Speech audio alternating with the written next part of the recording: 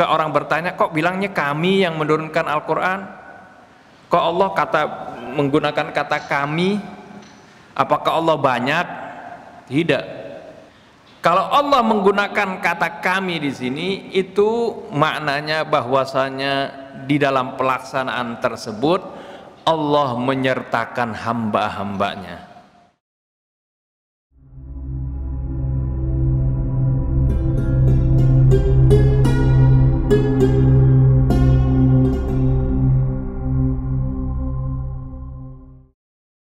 Assalamualaikum warahmatullahi wabarakatuh.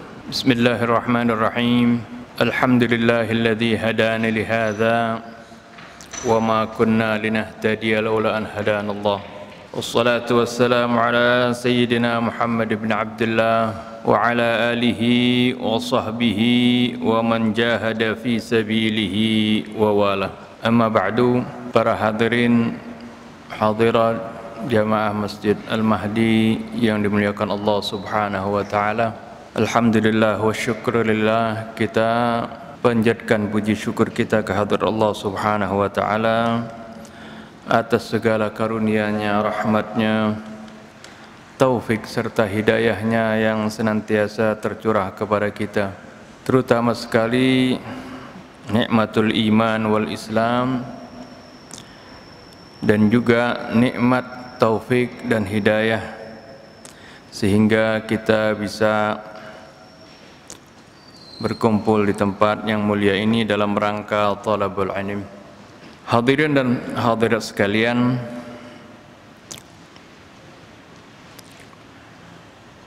pada kesempatan kali ini kita akan membaca dan merenungi firman Allah Subhanahu wa taala di dalam suratul A'raf, yaitu ayat 6,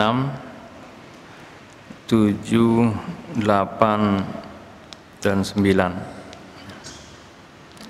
Surat Al-A'raf, ini halamannya 151 ya.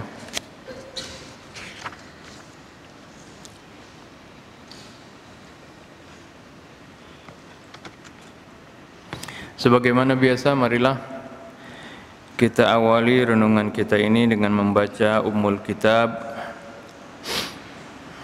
Suratul Fatihah. Semoga dengan bacaan Ummul Kitab Suratul Fatihah ini Allah Subhanahu wa taala membukakan hati-hati kita, membersihkan hati-hati kita dari segala kotoran syirik, dengki, hasud, kibir, riya dan sebagainya.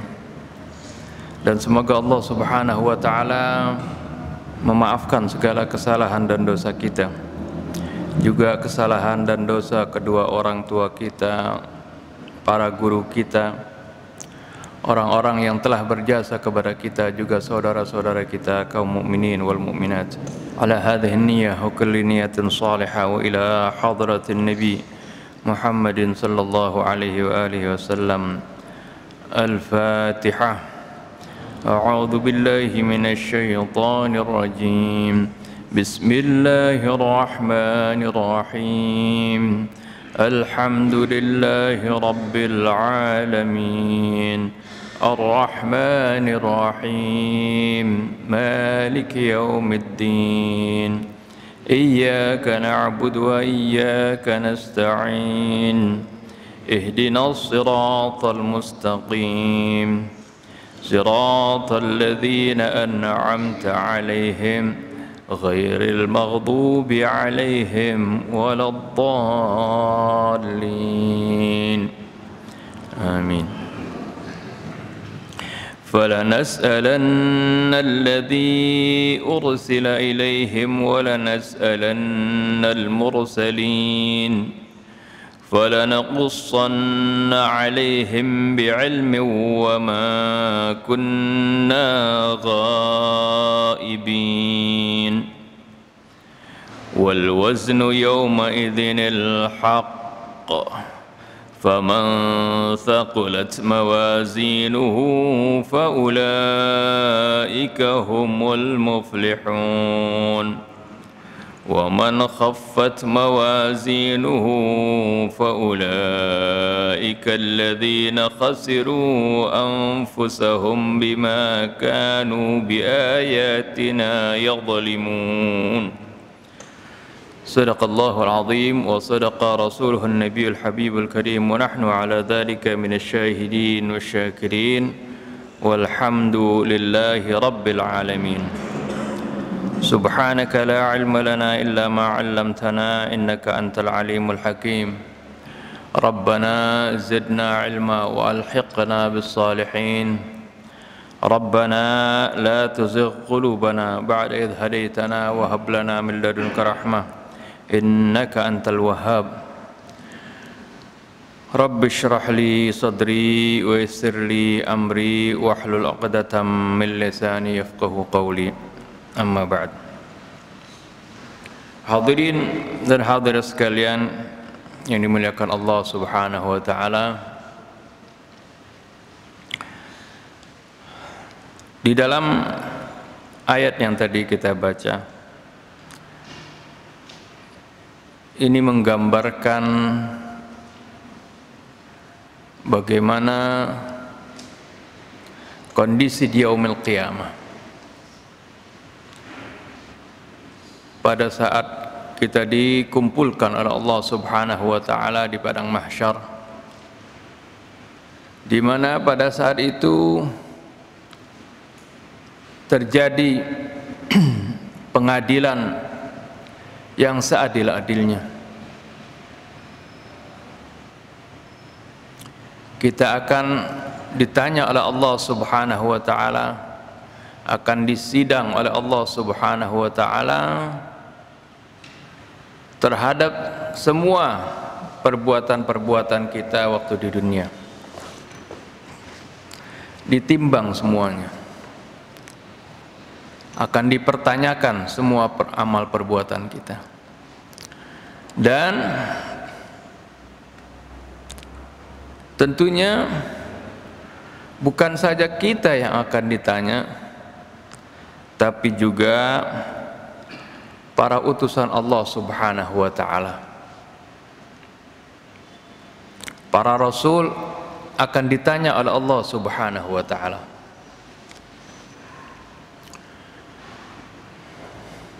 Sebab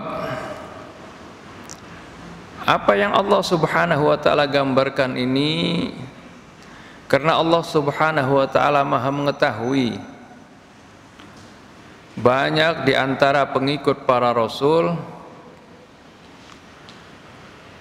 yang menyatakan bahwasanya mereka mencintai rasul, bahwasanya mereka mengikuti rasul,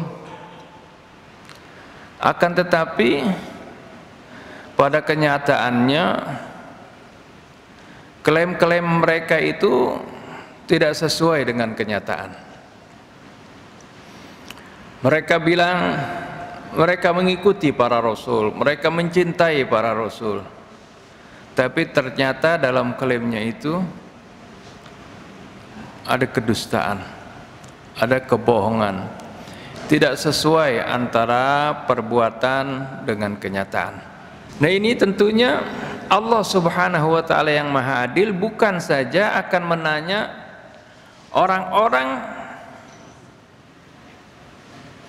yang telah disampaikan risalah kepada mereka. Arti bukan saja umatnya yang akan ditanya,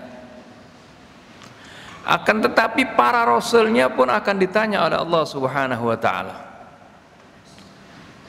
Karena tentunya Allah Subhanahu wa taala tidak mengadili hamba-hambanya ini dengan semena-mena. Allah tidak akan mengatakan, oh kamu ini salah seperti itu, tanpa ada argumen dan bukti yang jelas. Tidak mungkin Allah Subhanahu wa taala menuduh kita berbuat zalim, melakukan penyimpangan, melakukan pengkhianatan terhadap risalah para rasul, kecuali di sana ada bukti-buktinya. Oleh karena itu Allah Subhanahu wa taala dalam surah Al-A'raf yang kita baca ini,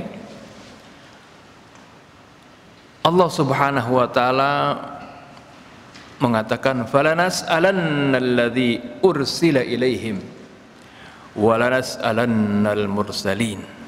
Ini bentuknya, kalimatnya ini dalam bahasa Arab itu sangat kuat. Ada lamut taukid, lam itu yang di awal. Bukannya kalau la kan artinya tidak. Kalau la nyambung dengan fiil itu namanya lam taukid. Dan juga di akhirnya ada nun taukid tsaqilah namanya. Itu menunjukkan apa? Ucapan ini begitu kuat. Ucapan ini begitu pasti. Walanas'alannalladzi ursila ilaihim, dan pasti kami akan tanya orang-orang yang pernah disampaikan risalah kepada mereka. Arti para umat dari para rasul akan ditanya mereka semua. Bukan mereka saja, walanas'alannal mursalin, dan kami pun pasti akan menanyakan juga al-mursalin, para rasul. Ini kalau nggak salah juga ya, di minggu yang lalu sudah kita terangkan bagaimana Nabi Isa pun ditanya. Nabi Isa alaihissalam ditanya oleh Allah subhanahu wa ta'ala ya, dalam surah Al-Imran, akhir surah Al-Imran ya, ayat-ayat terakhir. Wa idh qala Allah ya Isa ibn Maryam anta qulta lin-nasi ittakhiduni wa ummi ilahaini min dunillah. Ingatlah ya, tatkala Allah subhanahu wa ta'ala nanti akan berkata kepada Isa bin Maryam, Nabi Allah Isa bin Maryam, a anta qulta lin-nasi ittakhiduni wa ummi ilahaini min dunillah. Benarkah engkau mengatakan kepada umatmu, jadikanlah aku sebagai Tuhan selain Allah? Apa kata Nabi Allah Isa alaihissalam? Subhanaka ma yakunu li an aqula ma laysa li bihaq. Maha suci engkau ya Allah. Ma yakunu li an aqula ma laysa li bihaq. Enggak patut bagiku, enggak pantas aku mengatakan sesuatu yang bukan hakku. Yang pantas mengatakan aku adalah Tuhanmu adalah Allah subhanahu wa ta'ala. Enggak mungkin aku mengatakan apa yang tidak benar, tidak pantas bagiku untuk mengatakannya. Ini sebagai bantahan terhadap mereka-mereka yang mengklaim bahwasanya Nabi Isa anak Tuhan, bahwasanya Siti Maryam atau mereka bilang Bunda Maryam itu sebagai Tuhan. Ini Allah konfrontir nanti di yaumil qiyamah ya, seperti persidangan orang mengklaim sesuatu. Kita lihat persidangan ya, kalau persidangan ya sekarang di TV lagi ramai persidangan ya, sangat persidangan Sambo itu. Tapi kalau persidangan manusia bisa ada kebohongan, bisa ada saksi-saksi palsu, bisa ada saksi-saksi yang didatangkan sebagai meringankan atau membela orang yang jelas-jelas melakukan perbuatan zalim. Di sini masih bisa berlaku uang, masih bisa mengancam ya seseorang, mengancam keluarganya untuk tutup mulut misalnya. Di pengadilan Indonesia bisa, di pengadilan dunia ya, bukan di Indonesia saja, di dunia ini masih bisa orang melakukan itu karena dia memiliki power, memiliki kekuasaan. Dia bisa mengintimidasi seorang, dia bisa menekan seorang, dia bisa membujuk seorang untuk menjadi saksi. Tapi di akhirat tidak. Di samping Allah konfrontir orang-orang yang mengklaim bahwasanya Nabi Isa pernah mengatakan, apakah Nabi Isa pernah mengatakan bahwa jadikanlah aku sebagai Tuhan selain Allah, seperti klaim-klaim mereka yang mempertuhankan Nabi Allah Isa alaihissalam. Nabi Isa langsung ditanya nanti di hadapan para pengikutnya, walanas'alannal ladzina ursila alaihim walanas'alannal mursalin. Sungguh kami akan tanya mereka-mereka yang telah disampaikan risalah kepada mereka, dan juga kami akan tanya para rasul tersebut. Nah, Nabi Isa ketika ditanya, benarkah kamu mengatakan bahwasanya kepada umatmu, maksudnya bahwasanya jadikanlah aku dan ibuku sebagai Tuhan selain Allah. Langsung Nabi Isa menjawab, subhanak, maha suci engkau ya Allah, ma yakunu li an aqula ma laysa li bihaq. Gak mungkin bagiku, mustahil bagiku mengatakan sesuatu yang bukan hakku. In kuntu qultuhu faqad alimtah. Kalau aku mengatakan itu pun pasti engkau tahu. Ya, memang Allah Subhanahu wa taala allamul ghuyub. Allah mengetahui segala sesuatu, baik yang zahir maupun yang batin. Yang gaib saja Allah tahu, apalagi yang zahir. Ya. Akan tetapi kenapa kok Allah tanya di sini? Karena ini adalah persidangan, ya. Agar supaya ini menjadi bukti, ya. Karena ini sebagai bukti buat mereka. Jadi bukan Allah Subhanahu wa taala dengan ilmunya Allah menghukum hamba-hambanya atau menyidang hamba-hambanya. Allah kan tahu perbuatan kita, walaupun tidak ada saksi, walaupun tidak ada yang mendukung kita, yang menyudutkan kita, Allah Subhanahu wa taala tahu. Tapi di persidangan Allah, persidangan yang maha adil ini, ya, Allah Subhanahu wa taala tidak akan menghukumi kita dengan ilmunya, ya, tapi dengan hujjah, dengan bukti-bukti. Yaitu diantaranya tadi bagaimana kita akan dikonfrontir dengan para rasul. Begitu juga kita dengan Nabi kita Muhammad SAW. Ini contoh tadi bagaimana Allah kasih contoh pengadilan di akhirat nanti, bagaimana orang-orang yang mengaku mencintai Nabi Isa dan mengikuti Nabi Isa alaihissalam, tapi sebenarnya mereka menyimpang. Mereka membuat kedustaan terhadap Allah dan juga terhadap Nabi Allah Isa, ya, maka nanti akan disidang oleh Allah dan dikonfrontir, ya. Begitu juga kita nantinya. Kalau kita menyimpang dari ajaran dan tuntunan Rasulullah SAW, kita mengklaim bahwasanya kita mencintai Rasulullah SAW, kemudian kita membuat kedustaan terhadap Rasulullah SAW, sama seperti tadi, ya, umatnya Nabi Isa membuat kedustaan, ya, bahwasanya, ya, Nabi Isa itu adalah Tuhan atau ibunya adalah Tuhan. Itu adalah membuat kedustaan terhadap Allah.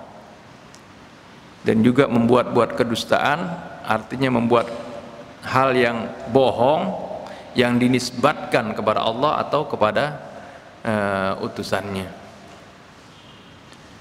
Nah, ini juga berkaitan dengan apa yang biasa kita bahas dengan Ustaz Husin, ya, bagaimana kita perlu berakhlak kepada Allah dan juga berakhlak kepada Rasulullah SAW. Di samping berakhlak kepada kedua orang tua, berakhlak kepada sesama kita.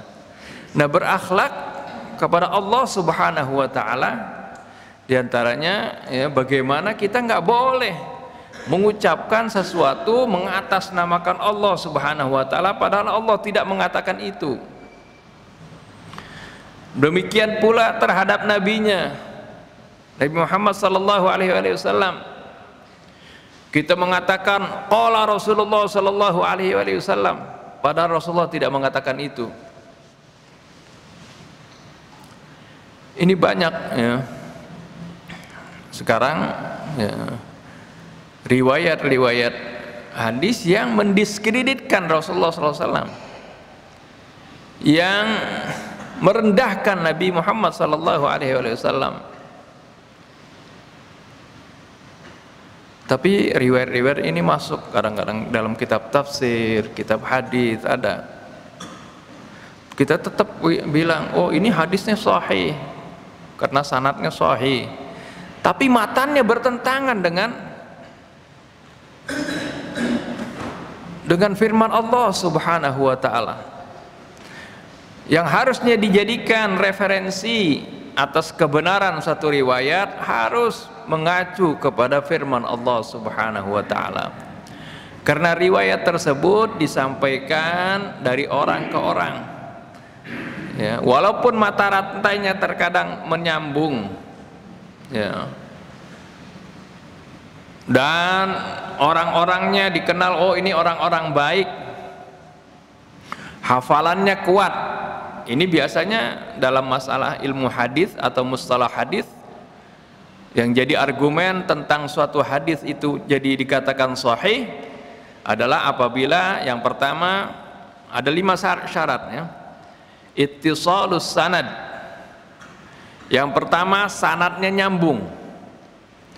Ya, seperti ya, seorang mengatakan, oh Rasulullah mengatakan ini. Dari siapa kamu mengatakan bahwasanya Rasulullah mengatakan ini?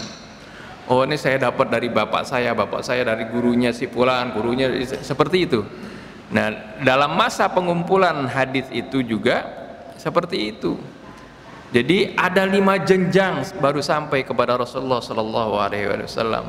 Karena riwayat hadis baru dikumpulkan, ya, dibukukan pada saat Rasulullah sudah meninggal sekitar 200 tahun, baru dikumpulkan. Dan karena mereka pengumpul hadis ini tidak bertemu dengan Rasulullah Sallallahu Alaihi Wasallam, mereka mencari dari orang-orang yang baik, ya. Oh ini orang jujur, ini orang diteliti, oh kuat hafalannya, seperti itu. Ini orang ya, bukan orang yang fasik, ya, bukan orang yang suka bohong. Itu dicek biografinya gitu istilahnya. Walaupun ya tentunya masa lalu nggak seperti sekarang, ya, setiap orang bisa rekam jejaknya di media sosial bisa, ya. Tapi kalau dulu enggak kan, itu menurut pengamatan manusia saja. Nah pengamatan manusia bisa benar, bisa salah, dan manusia itu sendiri juga bisa, mungkin walaupun dia kuat hafalannya, bisa saja dia ya, karena dia sudah tua ya, melemah hafalannya bisa. Sehingga ada salah seorang perawi hadis, ya, dia itu kebetulan cucunya dari cucu keponakan dari Sayyidatina Aisyah, ya. Kalau riwayat hadis yang melalui beliau, Urwah bin Hisham namanya, disebut sebagai silsilah dhahabiyah namanya, mata rantai emas yang dipercaya. Tapi orang ini oleh Imam Malik dan juga ulama terkenal dari ulama tabi'in Sufyan Ats-Tsauri, ya, nggak mengambil riwayatnya ketika dia berada di Irak, ketika dia sudah di umur 70 tahun lebih, karena riwayatnya banyak ngaco seperti itu. Di antaranya yaitu riwayat tentang dia yang meriwayatkan katanya Rasulullah menikah dengan Sayyidah Aisyah di umur berapa tahun? Yang masyhur ini kita dengar 9 tahun katanya. Bahkan menikahnya akadnya itu di umur 6 tahun atau 7 tahun. masih kecil. Nah ini dengan riwayat ini masyhur ini kan, ini menjadi sasaran tembak orang-orang yang benci kepada Islam. Lihat tuh ya, Nabi kamu yang kamu agungkan, yang kamu rayakan maulidnya setiap tahun, pedofil katanya. Ini di Amerika pun ketika ada orang dai yang ada di YouTube-nya lagi dakwah Islam, kemudian ada orang yang benci kepada Islam tanya, kamu mendakwakan Islam, bagaimana pendapatmu tentang Rasulmu itu yang menikah dengan anak kecil, yang harusnya dia saatnya bermain, saatnya memiliki kesenangannya, menghabiskan masa kecilnya dengan baik. Gak bisa jawab itu si dai-nya. Kenapa? Karena riwayat ini sudah menyebar kan, dari kecil kita diketahui, dibilang katanya Nabi Muhammad SAW menikah dengan Sayyidatina Aisyah berapa tahun, umur berapa ya, umur 6 tahun, dan baru berkumpul yaitu waktu di Mekah ya, 6 atau 7 tahun baru berkumpul dengannya ya di Madinah pada saat berumur 9 tahun. Banyak kemudian argumen-argumen untuk menepis tuduhan bahwasanya Rasulullah SAW pedofil gitu. Enggak, lain orang dulu sama orang sekarang, umurnya walaupun 9 tahun udah besar. Apakah benar seperti itu? Tidak. Secara penelitian enggak seperti itu. Kenapa kok dipertahankan riwayat ini? Kenapa riwayat ini harus dipertahankan? Padahal itu mencederai Nabi kita Muhammad sallallahu alaihi wasallam. Saya ada tulisan, tidak bawa, nanti insya Allah ya, di kesempatan yang akan datang saya bawakan ya, bagaimana riwayat ini bertentangan dengan hadis Nabi. Salah satunya ya, jadi enggak ada seorang alim ya, dalam bidang agama, doktor ya, hafal hadis, hafal Al-Quran, dia juga sebagai dokter kesehatan, yaitu Dr. Adnan Ibrahim.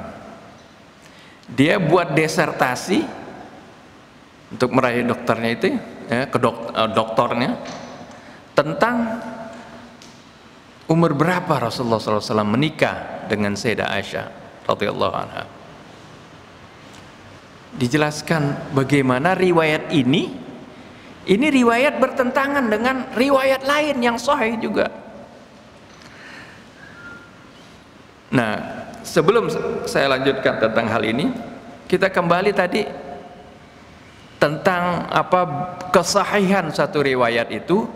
Ini sesuai dengan ilmu mustalah hadis ya, ilmu yang mempelajari bagaimana hadis itu sahih kah, apakah itu hadisnya hasan, hadisnya dhaif, hadisnya maudhu. Untuk menilai suatu hadis itu sahih, syaratnya ya ada 5. Yang pertama tadi ittisalus sanad, nyambung sanadnya sampai Rasulullah. Dari zaman misalnya Imam Bukhari kah, Imam Muslim kah, Imam Malik kah ya, sampai kepada Rasulullah SAW, biasanya sampai 5 jenjang itu baru sampai Rasulullah. Itu nyambung ini artinya misalnya saya dapat dari Ustadz Fulan bilang Ustadz A ya, Ustadz A ini bilang omongan ini dapat dari Ustadz B.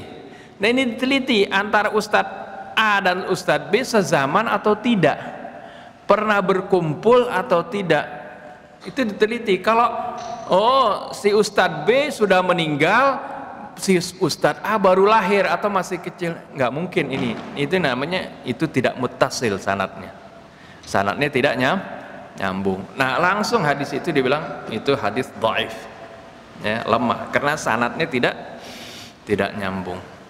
Jadi ittisalus sanad sampai Rasulullah SAW. Yang kedua adalah dhabtur rawi. Dhabtur rawi artinya kuat hafalannya si rawi. Dia bukan pelupa. Lihat, itu diteliti, ya. Dia bukan pelupa. Kalau orang pelupa kan dibilang ini Rasulullah bilang ini, nah itu salah.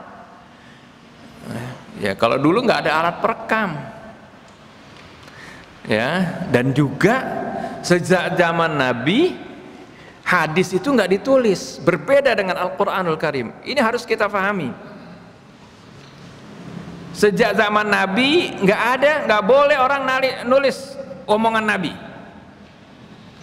Rasulullah katakan dalam riwayat Imam Muslim, la taktubu anni ghairal Qur'an. Jangan kalian tulis dariku selain Al-Qur'an. Jadi kalau apa yang Rasulullah sampaikan dari Al-Qur'an, silakan tulis. Wa man katabahu, siapa yang udah terlanjur nulis nih omongan Rasulullah yang bukan Al-Qur'an, Rasulullah katakan falyamhu, hendaklah dihapus. Dilarang ini. Jadi sudah zaman Rasul dilarang. Lalu gimana orang tahu ucapan Rasul? Ya itu karena dengar ya dihafal saja gitu. Karena Rasulullah takut bercampur antara omongan Rasulullah dengan Al-Qur'anul Karim. Karena Al-Qur'an ini Allah jaga sampai Rasulullah pun menjaganya. Inna nahnu nazzalna dzikra wa inna lahu lahafidhun. Sungguhnya kamilah yang menurunkan az-dzikra, yakni Al-Qur'an. Wa inna lahu lahafidhun, dan kami juga yang menjaganya. Lihat kenapa di sini suka orang bertanya, kok bilangnya kami yang menurunkan Al-Qur'an? Kok Allah menggunakan kata kami? Apakah Allah banyak? Tidak. Ya. Setiap di dalam Al-Qur'an ada kata nahnu di sana. Allah berkata, cuman Allah mengatakan sungguhnya misalnya kami yang menciptakan langit dan bumi, kami yang menurunkan hujan misalnya, ya. Kami yang menurunkan Al-Qur'an. Kalau Allah menggunakan kata kami di sini, itu maknanya bahwasanya di dalam pelaksanaan tersebut Allah menyertakan hamba-hambanya. Ya. Arti maksudnya Allah menyertakan peran hambanya.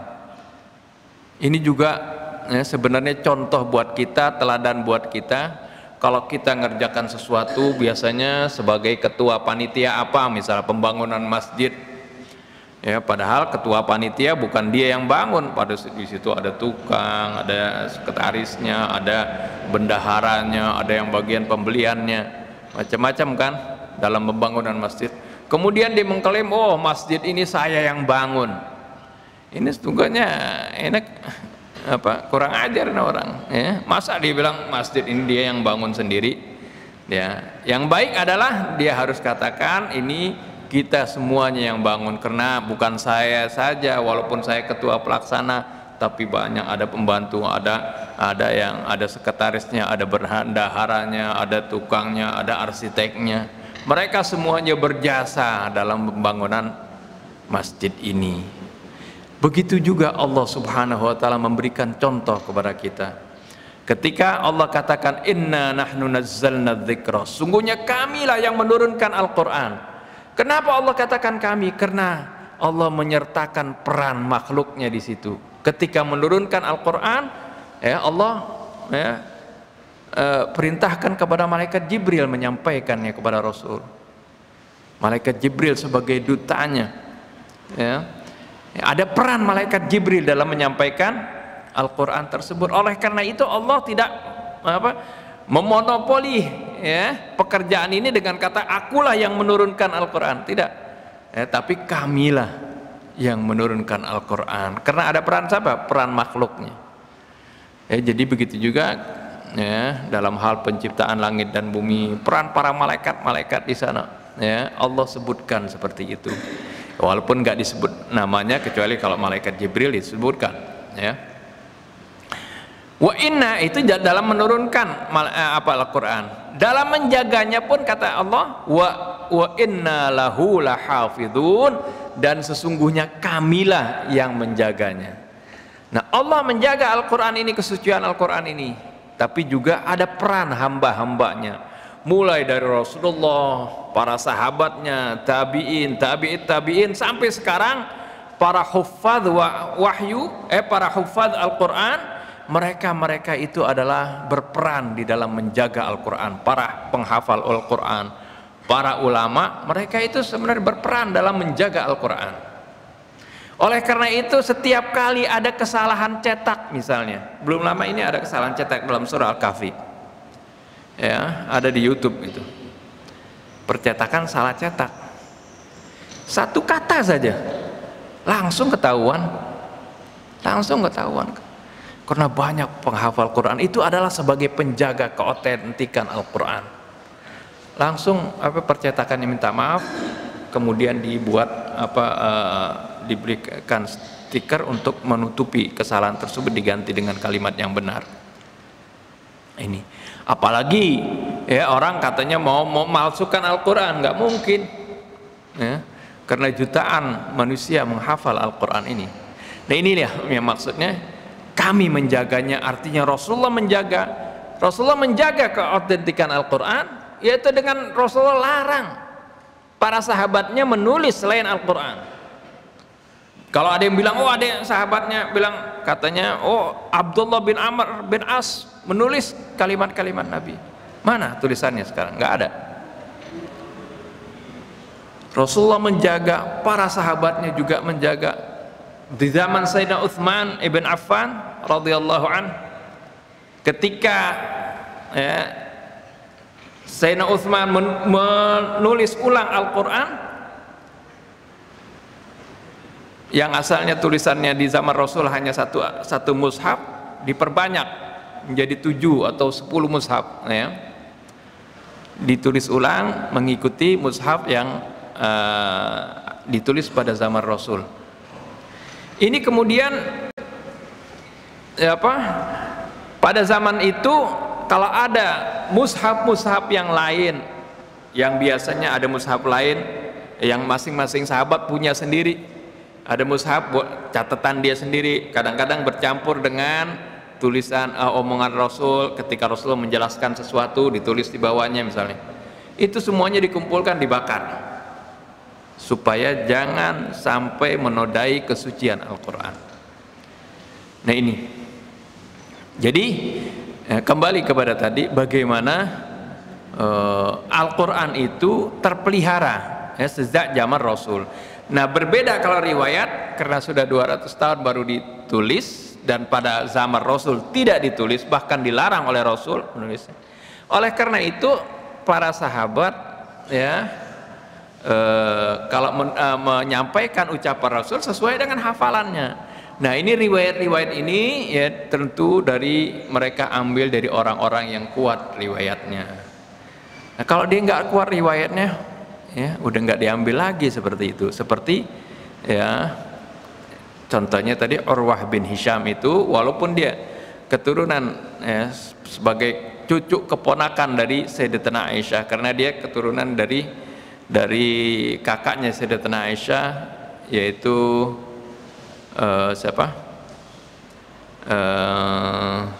Astagfirullahaladzim. Dia itu cucunya juga dari sahabat mulia Nabi kita Muhammad SAW, Zubair bin Al-Awwam, punya anak Abdullah bin Zubair, ya, punya anak nanti Urwah, kemudian punya anak Hisham, ya, seperti itu. Hisham kemudian punya anak Urwah bin Hisham. Nah ini ya, kembali kepada tadi syarat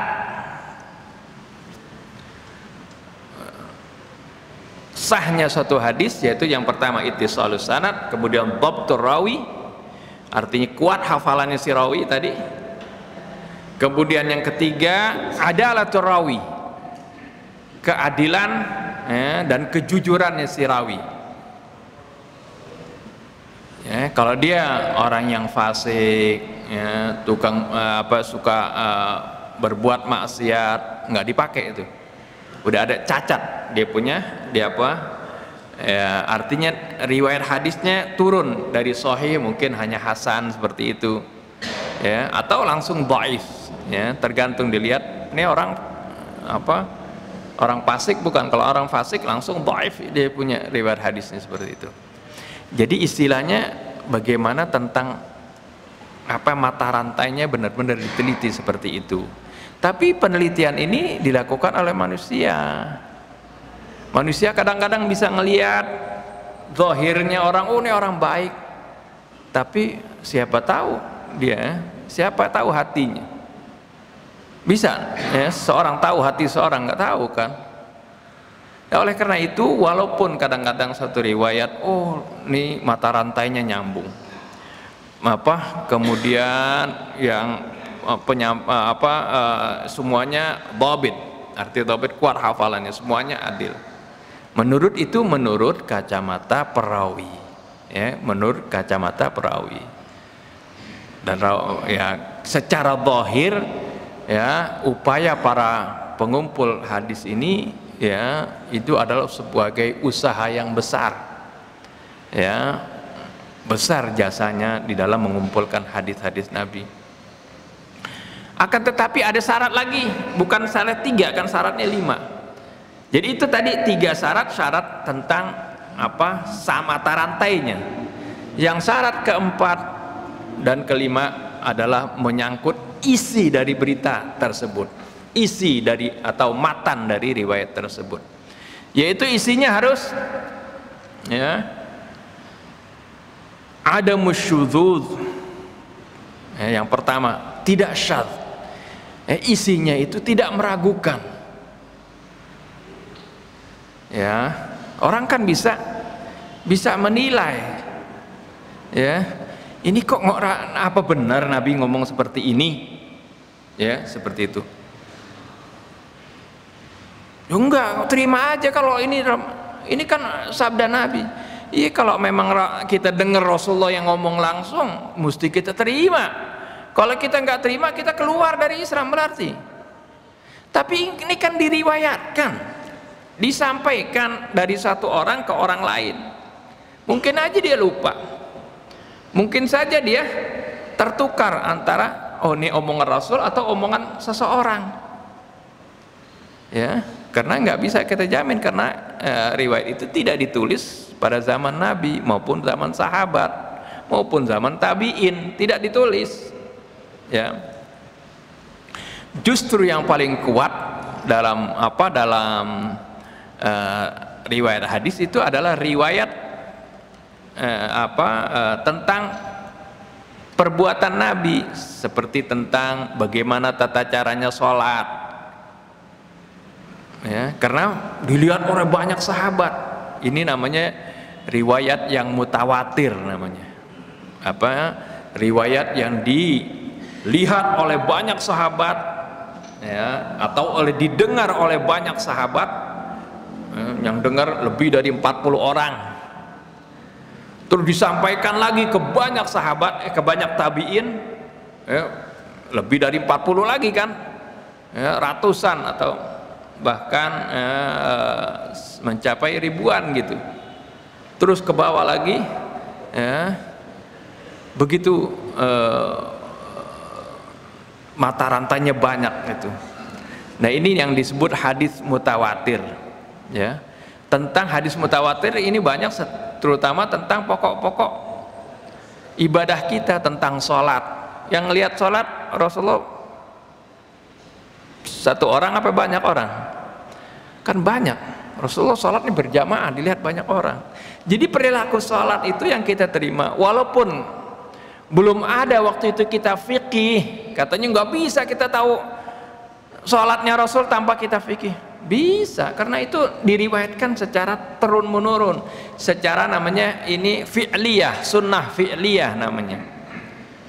Ya, saya juga masih kecil belajar sholat, nggak belajar tata cara hukumnya dulu, tapi ngikutin orang tua, ngikutin kakek saya, ngikutin ibu, ya sholat. Kita masih kecil kan, anak kecil sholat, ngikutin kita gerak-gerik sholatnya itu, ikutin ucapannya juga. Kadang-kadang belum belajar itu kita fikih, belum belajar hadis-hadis, tapi kok bisa? Ya memang seperti itulah disampaikannya. Itu berdasarkan sunnah, namanya sunnah fi'liyah, karena itu mutawatir.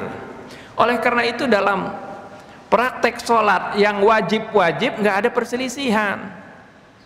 Yang berselisih hanya ya hal-hal yang ada qauliyah, ada Rasulullah pernah mengucapkan ini, karena mungkin dia dengar sahabat yang lain nggak dengar gitu, bacaan-bacaan misalnya. Itu yang suka terjadi perselisihan. Ini biar kita paham seperti itu. Jadi ada musyudzud, arti tidak ganjil dari segi matannya. Seperti contohnya, apakah ini nurani kita juga bisa nilai ya, karena nurani kita itu kalau secara jujur itu hati nurani adalah fitrah, itu adalah sesuatu yang suci. Kebenaran pasti akan sesuai dengan fitrah kita. Saya kasih contoh misalnya, selain hadis yang tadi ya. Katanya Rasulullah SAW, ya, ada riwayat hadis memerintahkan astagfirullah, ada sahabat namanya Abu Hudzaifah, punya anak, dia ngangkat punya anak pungut namanya Salim. Ini Salim menjadi sahabat yang terkenal, sahabat yang soleh. Ini Salim disebut Maula Abi Hudzaifah. Salim Maula Abi Hudzaifah. Kalau kita baca kitab-kitab hadis, ya, an Salim Maula Abi Hudzaifah, dari Salim Maula itu artinya mantan budak, ya, Maula. Panggilannya sih ini terjemahan saya, ya, terjemahan kita dalam bahasa Indonesia. Tapi kata Maula ini sebenarnya sebutan kehormatan, ya. Dulu seorang budak itu dihinakan, terhina mereka, ya, termasuk dianggap rakyat kelas 2, ya, atau rakyat yang hina lah. Setelah Islam datang, Islam memerdekakan perbudakan, ya. Dan panggilannya pun jangan Rasulullah larang, jangan kalian manggil budak kalian itu, ya, sebagai abdi wa amati, ya, abdiku dan, ya, abdi itu artinya hamba laki-laki, kalau amah itu hamba perempuan. Tapi katakanlah gulami atau maulaya, ya, katakan dia adalah seperti anakku, atau maula orang yang dekat dariku. Maula itu artinya orang yang dekat, ya, dari kata wali. Wali Allah artinya orang yang dekat dengan Allah, ya, maula. Nah itu juga budak ini sebutannya dirubah oleh Rasulullah SAW untuk menghilangkan kesan-kesan yang dulu bagaimana manusia merdeka dijadikan budak, dan bahkan, ya, akan melekat sifat ini bagi mereka. Akhirnya apa? Ya, ini Salim ini diurus sama Abu Hudzaifah dari kecil, ya, dari kecil udah kayak anak sendiri, ya,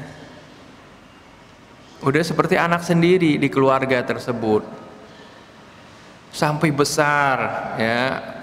Abu Hudzaifah masuk Islam, istrinya masuk Islam juga, anak ini, ya, Salim juga masuk Islam. Nah pada suatu ketika sudah maklum, sudah dewasa, ya, dia biasa satu rumah padahal ini bukan mahramnya, ya, seperti anak pungut gitu, ya, ini mantan budaknya.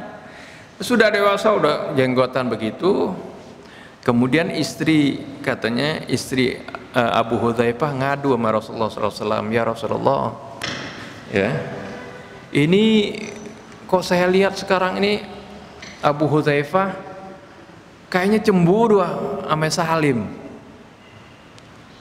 Salim kan anak yang kami urus bersama, tapi kok nampaknya Abu Hudzaifah ini cemburu sama Salim, ya gitu, ya. Apa kata Rasul? Nah ini riwayat Ini apa? Coba ini syadz atau tidak matannya? Ini katanya, ini hadis diriwayatkan katanya dari Sayyidatina Aisyah. Ya, nggak mungkin ini ya, itu mengatasnamakan sahabat itu sering ya dalam hadis dhaif ya, hadis maudhu, supaya kalau tidak mengatasnamakan sahabat yang terkenal ya dianggap ntar nggak diterima hadis ini ya. Dia katakan, apa kata Rasulullah kemudian solusi kenapa nih supaya menghilangkan kecemburuan Abu Hudzaifah terhadap istrinya. Kata Rasulullah bilang, ardi'i, susuin dia. Lihat, Ummu Hudzaifah saja kaget dengar omongan Rasulullah, apalagi kita juga. Dibilang, ardi'i tahrumi, ya, susuin dia, si Salim ini, niscaya kamu akan jadi mahram. Mahram maksudnya apa? Jadi anak susu. Kalau anak bayi disusuin apa? Kalau bayi ya, misalnya ada bayi seorang ya, atau bayi adik kita punya bayi ya, misalnya ibu punya adik punya anak ya, ternyata ibunya nggak keluar susunya, lalu ibu punya anak juga ya, sedang punya anak ya, kemudian disusuin aja, kan jadi saudara susu itu nantinya. Itu juga ada syarat-syaratnya ya. Nah ini Salim yang sudah besar, sudah dewasa, Rasulullah bilang katanya susuin dia.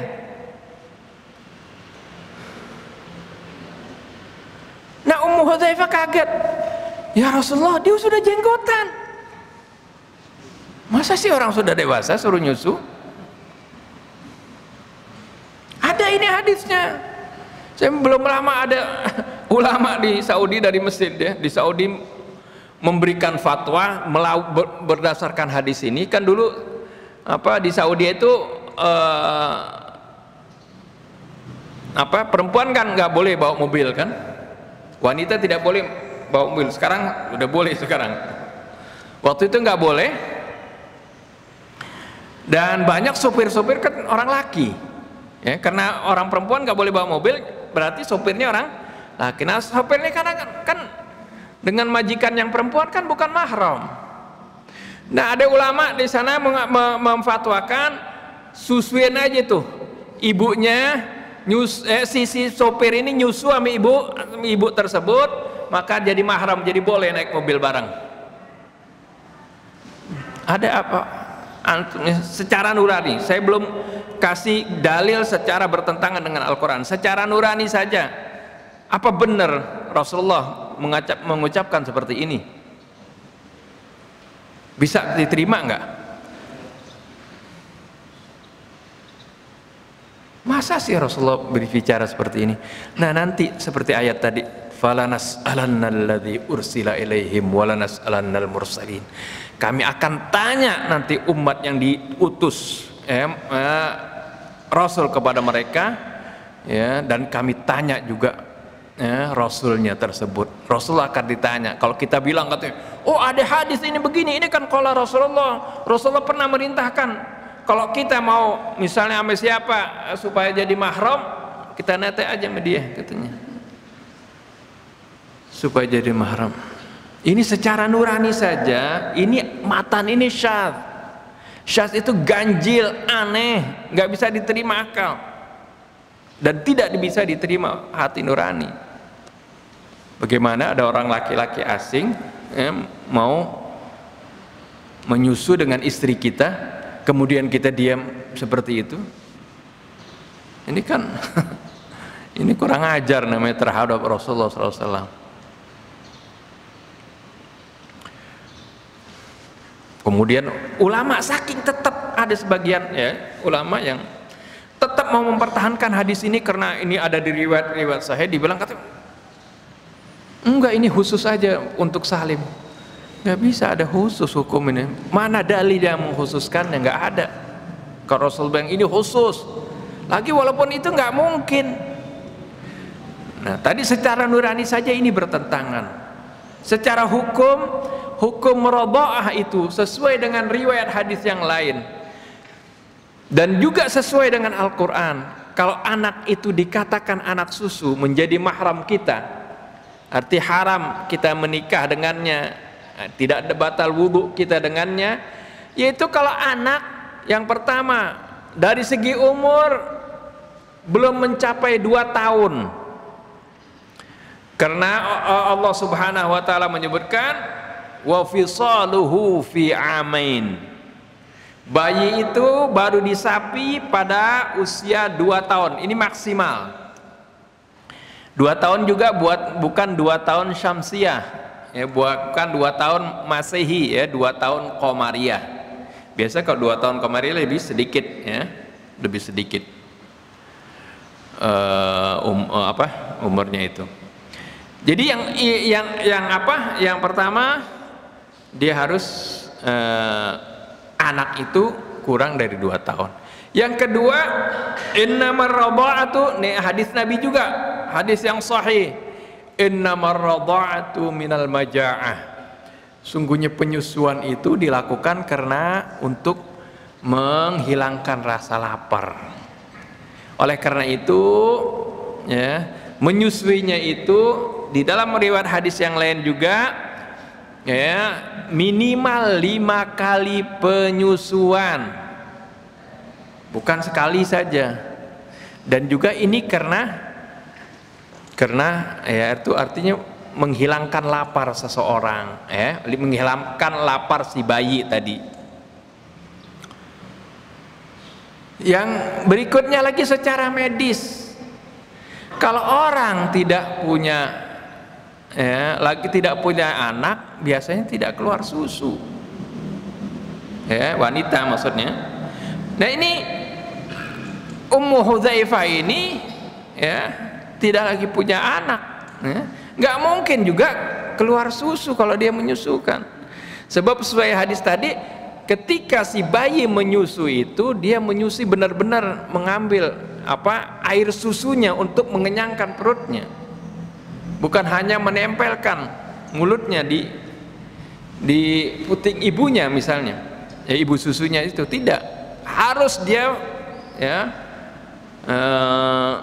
minum sampai kenyang, dan ini 5 kali persusuan.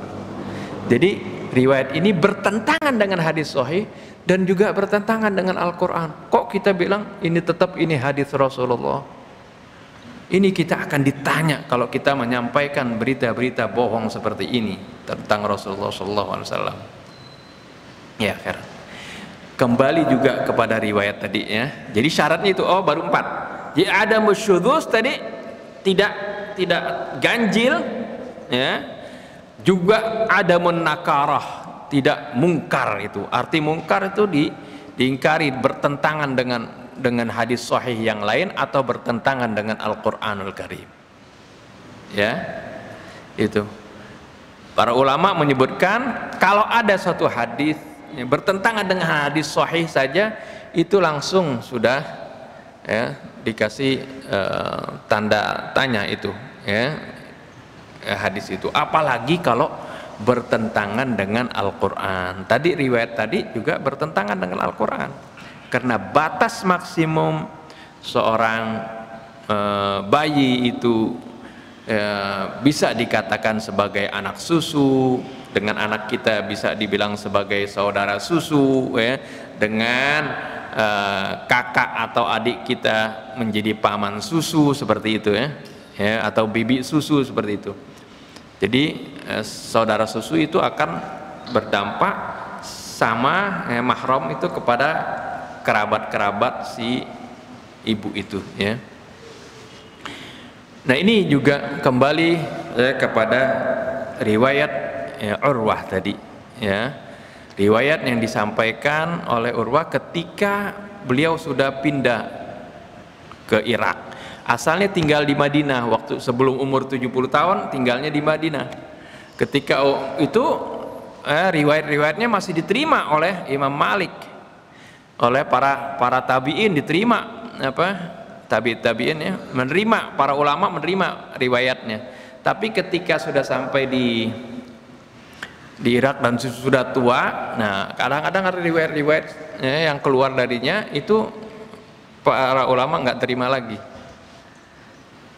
Di antaranya ini tentang umurnya Sayyidatina Aisyah ketika ketika menikah dengan Nabi.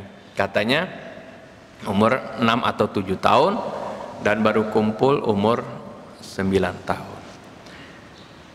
Tadi kan matan satu hadis, kalau dia bertentangan dengan hadis sahih yang lainnya, ini perlu dipertanyakan riwayat tersebut. Kakaknya Sayyidatina Aisyah itu yang membawakan waktu Rasulullah SAW hijrah, ya, mampir dulu di gua Thaur, yang membawa makanannya itu yang disebut sebagai Dzatun Nitaqain, itu adalah kakaknya Sayyidatina Aisyah. Bawain bekal, satu untuk Rasulullah, satu untuk ayahnya. Ini lebih tua 10 tahun dari Sayyidatina Aisyah. Ya, kalau diurutnya, Anda lupa secara umur saja, Asma binti Abi Bakar. Ya, alhamdulillah ibu ngingetin tuh. Itu Asma, itu kakaknya Sayyidatina Aisyah. Dia menikah dengan Zubair bin Awam, seorang sahabat Nabi yang terkenal juga. Zubair ini masih sepupu dengan Rasulullah, dengan Sayyidina Ali, ya. Dengan Rasulullah juga masih kerabat. Nah, ini keturunan dari Zubair bin Awam. Itu kalau diteliti dari umurnya, nggak mungkin Sayyidatina Aisyah pada waktu Nabi sebelum hijrah menikah dengannya umurnya 6 tahun atau 9 tahun. Karena diriwayatkan ketika hijrah itu, ya, Asma binti Abi Bakar itu umurnya, ya, ketika Rasulullah hijrah dia bawa makanan itu sudah 27 tahun. 27 tahun. Kalau Sayyidatina Aisyah umurnya 10 tahun lebih muda, umurnya jadi berapa? 17 tahun. Ya. Itu satu riwayat itu. Yang kedua, ya, sebenarnya ada beberapa riwayat yang bertentangan dengan ini. Diriwayatkan ketika terjadi perang Badar, ya, perang pertama Rasulullah SAW, juga perang Uhud seperti itu. Perang Uhud atau perang Badar, ya. Kalau perang Badar itu 2 tahun setelah Rasulullah hijrah. Perang Badar kalau salah, ya. Ketika terjadi perang Badar, sahabat Anas bin Malik menceritakan, juga para sahabat-sahabat yang lain menceritakan bahwasanya, ya, Sayyidatina Aisyah, Ummu Salamah itu ikut dalam peperangan Badar, ya, dengan membawa girbah. Girbah itu tempat air dari kulit kambing. Jadi jangan kira orang perempuan nggak ikut berjuang, ya. Orang perempuan ikut berjuang pada waktu, istri Nabi pun ikut berjuang, para sahabiat ikut berjuang, tapi di garis belakang. Ya, artinya yang menyediakan logistik, yang kalau ada yang luka mereka, ya, obatin seperti itu. Nah, ini ketika perang Badar, ya, Sayyidatina Aisyah ikut membawa girbah. Girbah itu tempat air dari kulit kambing. Kulit kambing besar, kulit kambing yang dikuliti itu, ya, dalamnya itu kalau udah kering itu diisi air. Kalau Rasulullah menikah dengan Sayyidatina Aisyah umur 6 tahun di Mekah, kemudian hijrah Rasulullah kan 2 tahun kemudian, baru umur berapa? 8 atau 9 tahun. Kan kejadian perang Badar ini tahun kedua, 2 tahun setelah Rasulullah hijrah. Berarti umur Sayyidatina Aisyah baru 9 tahun atau 8 tahun. Apa mungkin orang umur 8 tahun dibolehkan oleh Nabi untuk ikut perang? Sayyidina Abdullah ibn Umar saja waktu perang Uhud dia umurnya baru 14 tahun. Ini orang laki loh, mau ikut perang Uhud umurnya baru kurang dari 15 tahun. Rasulullah nggak kasih. batasnya harus minimal 15 tahun. Ini kok Sayyidatuna Aisyah ikut perang perempuan lagi dalam peperangan, ya, walaupun di garis belakang kan ikut dalam peperangan. Sayyidina Umar, jangankan orang Abdullah bin Umar, bukan Sayyidina Umar ya, anaknya Sayyidina Umar, ketika belum umur 15 tahun mau ikut perang Uhud, tidak dibolehkan sama Nabi. Tapi ketika perang Khandaq umurnya sudah lebih dari 15 tahun diizinkan oleh Nabi. Ini Ibnu Umar sendiri yang mengatakan, anak Sayyidina Umar. Lalu kok Sayyidatuna Aisyah katanya umurnya baru 9 tahun udah diizinkan. Ini kan kontradiktif. Nah ini ada syad di sini, ada kegamangan di sini, kita nggak bisa terimanya.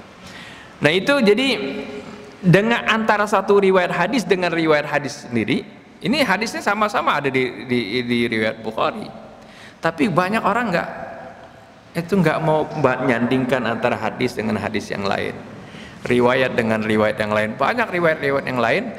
Nah tapi tetap dipakai ini, ya, dipakai sehingga sekarang banyak orang menikah dengan anak yang masih kecil dengan hujah riwayat hadis tadi. Padahal riwayat hadis tadi secara perhitungan, ya, sejarah, ya, maupun dalam riwayat-riwayat yang lain itu bertentangan. Jadi bahkan ini sampai dibuat disertasi, ya, diperkirakan umur Nabi Sayyidatuna Aisyah ketika menikah dengan Rasulullah SAW bukan 8-9 tahun, itu antara 17 sampai 21 tahun, seperti itu diperkirakan, ya, seperti itu. Ini berdasarkan bukan karena sekarang aja banyak orang yang ngecam, tidak. Ini berdasarkan riwayat hadis, kok ada di riwayatnya, ya. Nanti insya Allah di pertemuan yang akan datang saya berikan fotokopinya, ya. Saya rangkum disertasi Dr. Arnan Ibrahim ini, di sana tercantum, ya, riwayat-riwayat hadisnya, nomor-nomor hadisnya sendiri. Jadi bukan hal yang hayalan atau karena membela Rasulullah, seperti itu. Memang membela Rasulullah, tapi kita membela dengan hujjah, ya. Kita nggak mau berdusta, ya, menjelekkan nama Rasulullah SAW, ya, mendiskreditkan Rasulullah, ya, karena hanya mempertahankan riwayat suatu hadis. Kan ini ada di kitab Bukhari misalnya. Enggak, kan yang kita menghormati Rasulullah apa yang kita lebih hormati, ya, Rasulullahnya apa Imam Bukharinya. Imam Bukhari sudah berjuang, sudah berusaha, ya, berkarya yang begitu banyak riwayat hadis yang sahih, ya. Ketika ada riwayat yang hadis yang bertentangan dengan hadis yang lain, bahkan itu secara ilmu hadis sendiri itu dianggap cacat, kenapa kok kita masih pertahankan seperti itu? Padahal nanti kita akan ditanya oleh Allah Subhanahu wa taala. Falanas'alanna alladhina ursila ilaihim walanas'alannal mursalin falanaqussanna alaihim bi'ilmin wa ma kunna ghaibin. Pasti kami akan ceritakan kepada mereka dengan ilmu Allah. Artinya semuanya, ya, kita disidang oleh Allah Subhanahu wa taala, akan ditanya oleh Allah berdasarkan ilmu Allah Subhanahu wa taala. Artinya bukan saja dengan ilmu, tapi dengan bukti-bukti, ya. Yang tadi buktinya, ya, kalau itu menyangkut para rasulnya sendiri dikonfrontir dengan kita. Kalau itu kita menyangkal misalnya, ya, perbuatan kita itu tidak ada yang menyaksikan, Allah keluarkan saksi-saksi, bahkan dari anggota badan kita sendiri menjadi saksi. Al-yawma nakhtimu ala afwahihim dalam surah Yasin, wa tukallimuna aydihim wa tashhadu arjuluhum bima kanu yaksibun. Pada hari ini, ya, kami tutup mulut mereka.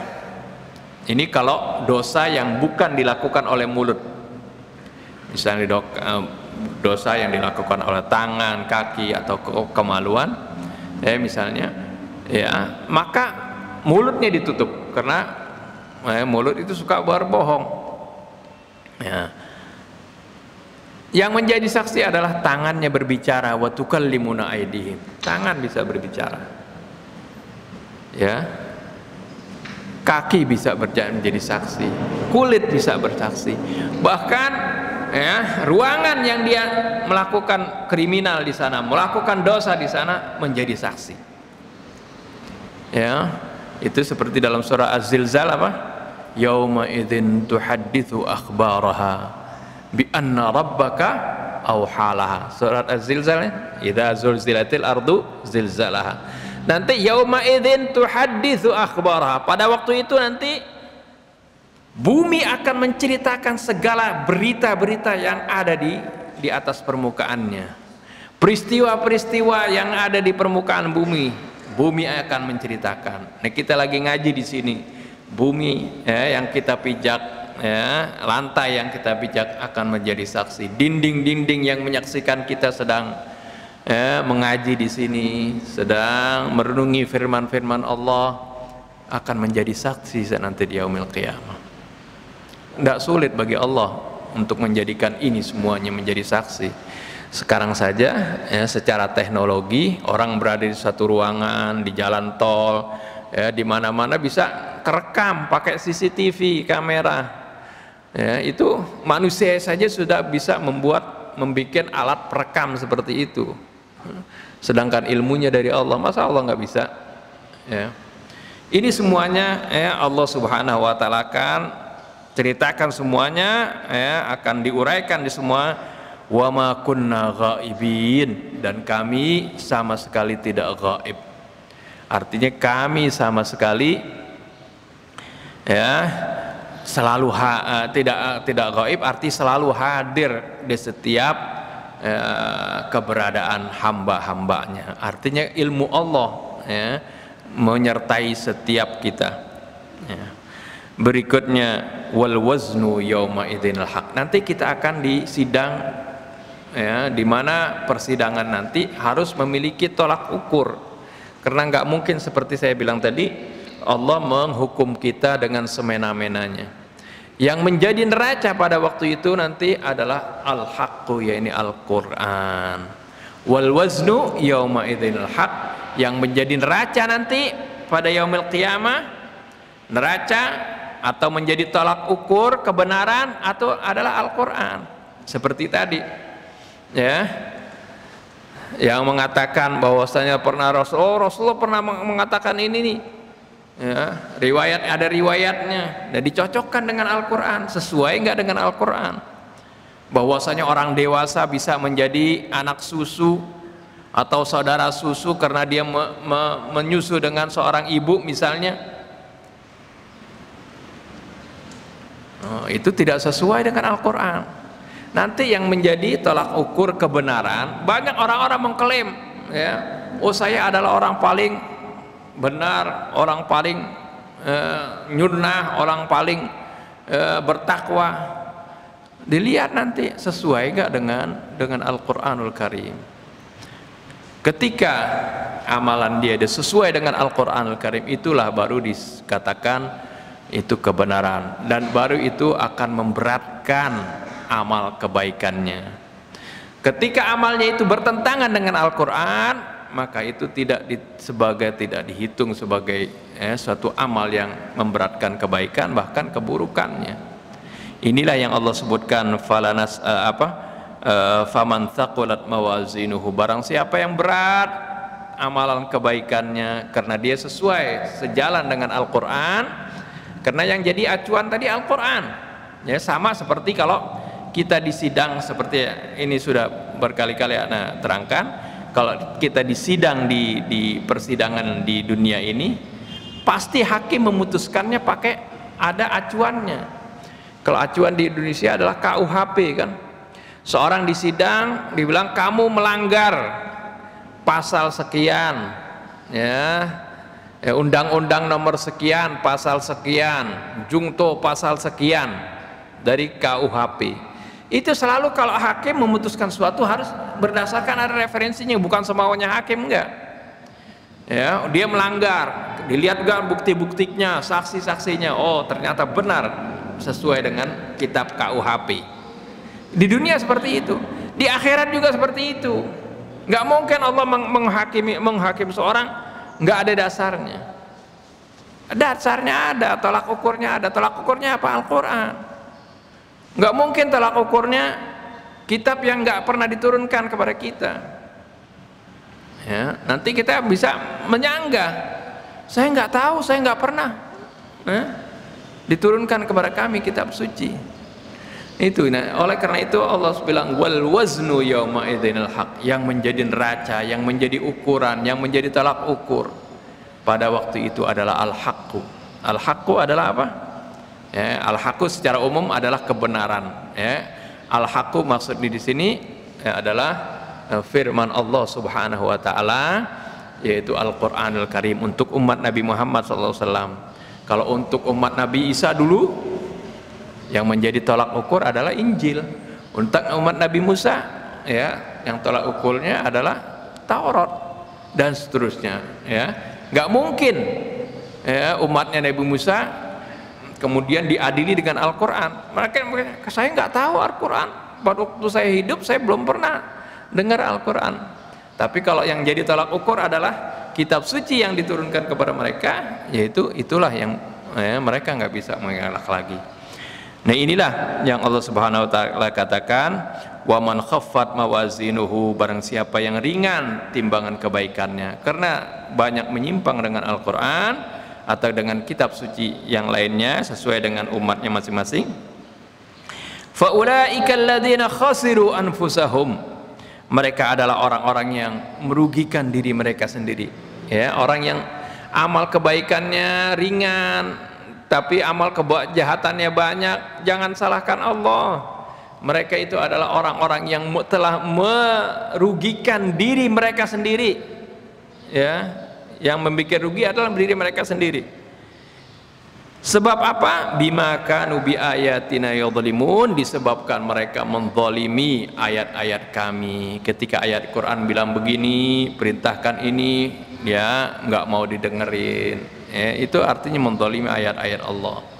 Merintahkan untuk berbuat baik, ya tidak dilaksanakan. Perintahkan untuk birrul walidain, untuk beribadah kepada Allah, untuk melaksanakan sholat, tapi dia tinggalkan. Itu semuanya ketika bertentangan seperti itu, maka amal kebaikan menjadi ringan, nggak ada ya amal kebaikan, malah keburukan yang ada. Nah, itu Allah katakan faulaika alladzina khasiru anfusahum bima kanu bi ayatina yadhlimun, disebabkan mereka menzalimi ayat-ayat kami. Tapi sebaliknya tadi, yang berat amal tibakannya karena sesuai dengan Al-Qur'an, sesuai dengan apa yang diperintahkan dia kerjakan, seperti itu. Faulaika humul muflihun, mereka adalah orang-orang yang beruntung. Nah, ini saja yang dapat saya sampaikan, ya, lebih kurang saya mohon maaf. Subhanakallahumma wa bihamdika asyhadu an la ilaha illa anta astaghfiruka wa atubu ilaik. Wassalamualaikum warahmatullahi wabarakatuh.